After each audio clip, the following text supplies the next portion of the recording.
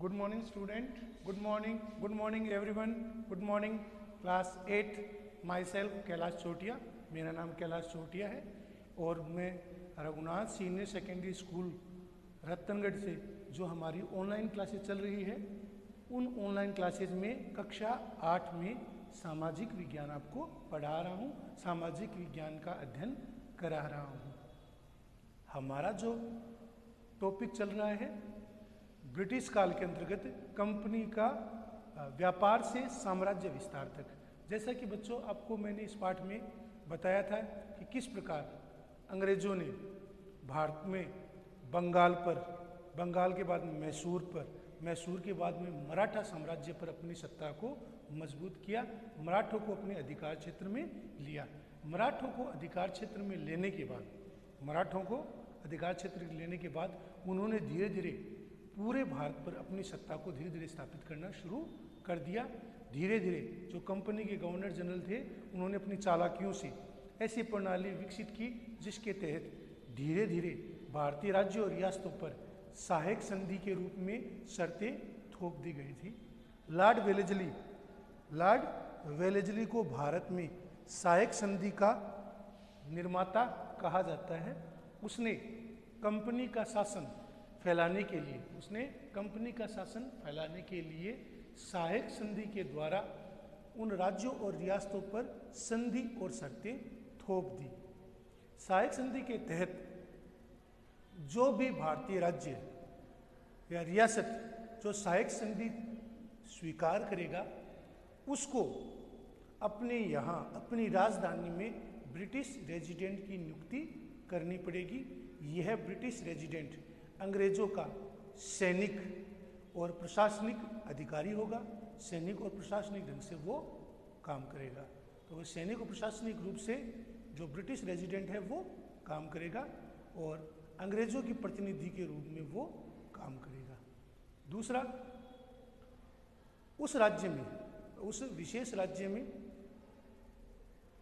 जो British resident होगा वो अंग्रेजों का प्रशासनिक अधिकारी के रूप में कार्य करेगा। अंग्रेजों के प्रशासनिक अधिकारी के रूप में वो काम करेगा। ब्रिटिश जो रेजिडेंट होगा वो अंग्रेजों का सैनिक और प्रशासनिक अधिकारी होगा, सैनिक और प्रशासनिक प्रतिनिधि होगा और वह उसे उस राज्य या रियासत की आंतरिक मामलों में दखल देने का अधिकार होगा।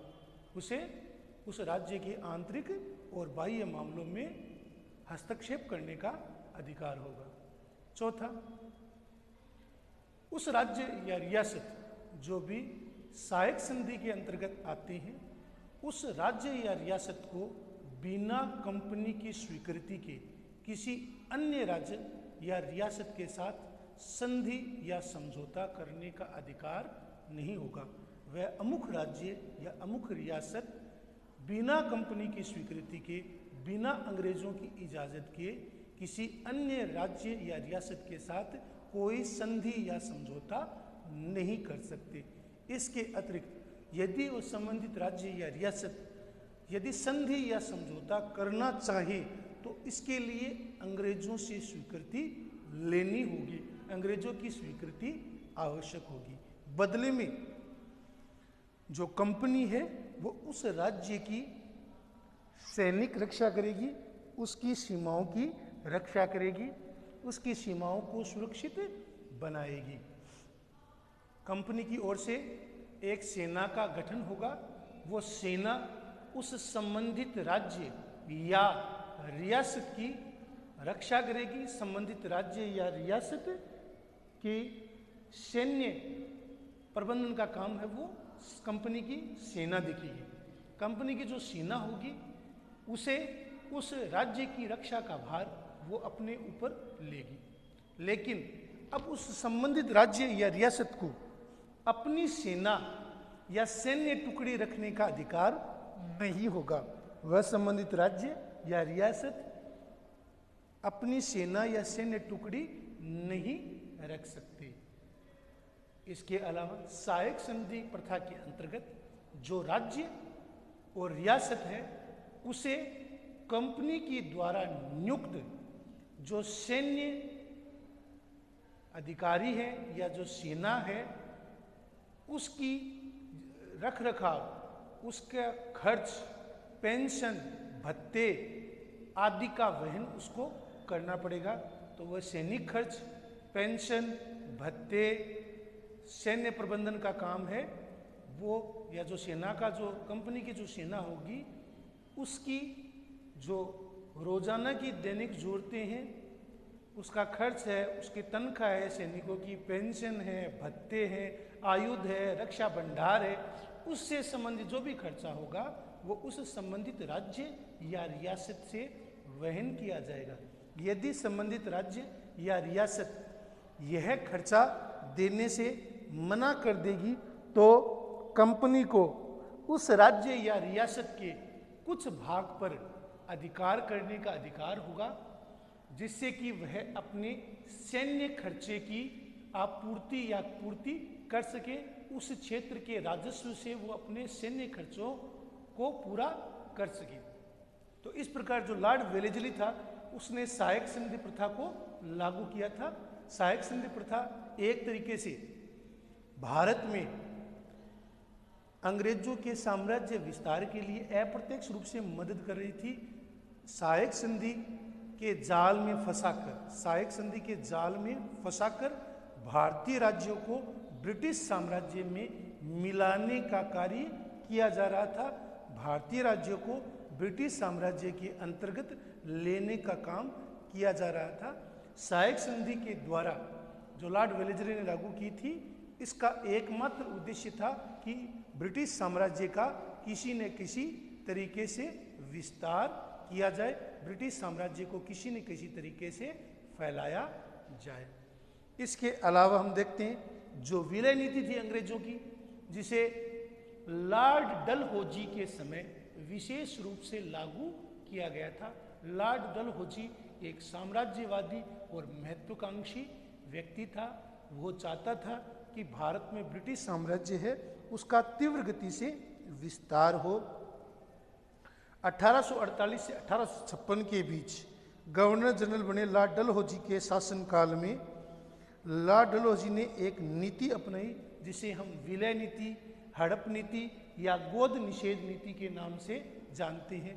विलय नीति, हड़प नीति या गोद निषेध नीति के नाम से इसे जाना जाता है। इस नीति के अनुसार यदि उस राज्य, संबंधित राज्य या रियासत का जो कोई शासक है, यदि उसका कोई उत्तराधिकारी नहीं, यदि उसका कोई पुत्र नहीं है, तो वह अपने संबंधी के पुत्र को गोद लेकर अपना उत्तराधिकारी नहीं बना सकता। वो संबंधी के पुत्र को गोद लेकर उसे अपना उत्तराधिकारी घोषित नहीं कर सकता। ऐसी स्थिति में उसके राज्य या रियासत को ब्रिटिश साम्राज्य में मिला लिया जाएगा। ऐसी स्थिति में उसके राज्य या रियासत को स्वतः ब्रिटिश साम्राज्य के अंतर्गत शामिल कर लिया जाएगा या ब्रिटिश साम्राज्य के अंतर्गत उसे मिला लिया जाएगा। विलय नीति, हड़प नीति, गोद निषेध नीति, ये एक ही नाम है। इसका अर्थ है कि यदि कोई भारतीय शासक जिसके कोई पुत्र नहीं है तो वह अपने संबंधी के पुत्र को गोद लेकर उसे अपना उत्तराधिकारी घोषित नहीं कर सकता। यदि वह बिना पुत्र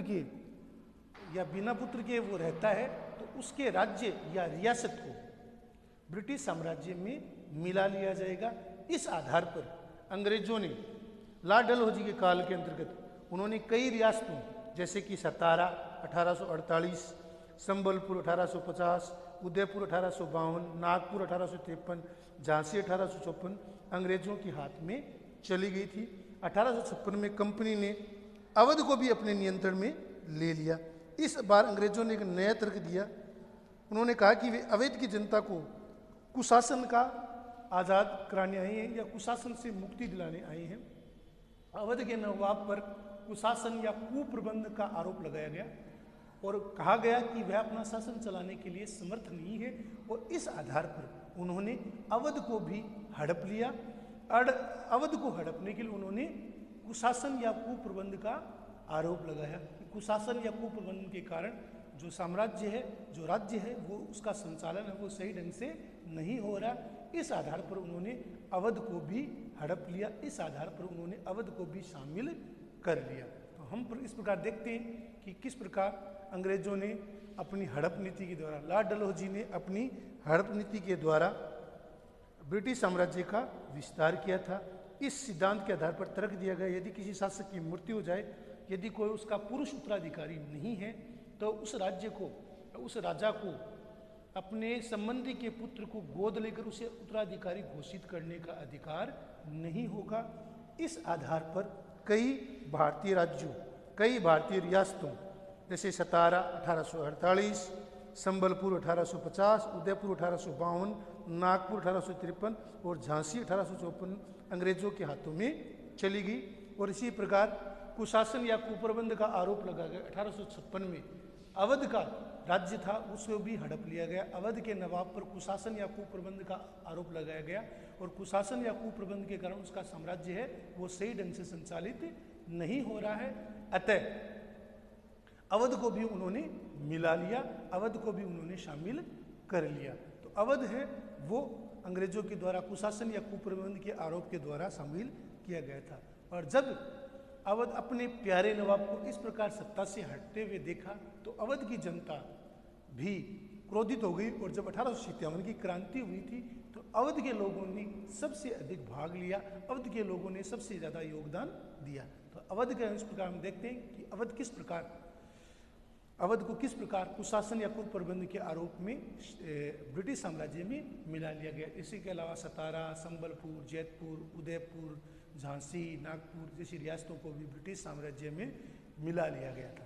आज जो हमारा बिंदु है, नए शासन की स्थापना 1775 में 11 पंडितों को भारतीय कानूनों का एक संकलन तैयार करने का काम सौंपा। 11 पंडित जो भारतीय विधि संहिता की व्याख्या कर सकते थे, क्योंकि अलग अलग विधि संहिता में अलग अलग नियम थे, अतः उनका संकलन करने के लिए 11 पंडितों को भारतीय कानूनों का संकलन का कार्य सौंपा गया। एन.बी. हॉलैंड ने इस संकलन का अंग्रेजी में अनुवाद किया। हॉलैंड था, इसने इस संकलन का जो भारतीय संकलन था, भारतीय पंडितों, ब्राह्मण पंडितों के द्वारा तैयार किया गया था, उस संकलन का उसने अंग्रेजी में अनुवाद किया। 1778 तक यूरोपीय न्यायाधीशों के लिए मुस्लिम कानूनों की भी एक संहिता तैयार कर ली गई थी, ताकि उन्हें पता चला कि मुस्लिम कानून क्या है, शरिया क्या है, कुरान क्या है और उसके अंतर्गत कौन कौन से नियम दिया गए हैं। तो 1878 में यूरोपियन न्यायाधीशों के लिए मुस्लिम कानूनों की भी एक संहिता तैयार कर ली गई थी। 1773 में जो प्रसिद्ध रेगुलेटिंग एक्ट लागू किया गया, इसके तहत देश में सर्वोच्च न्यायालय की नियुक्ति की गई।